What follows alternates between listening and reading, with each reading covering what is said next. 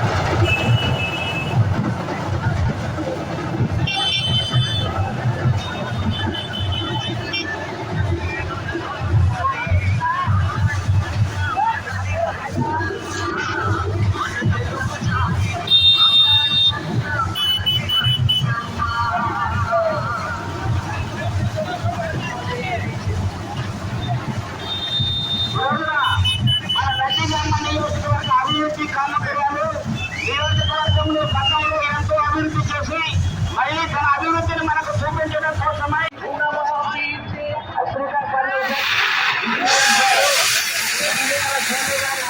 కార్యక్రమ పథకంగా వారి గతమాలలో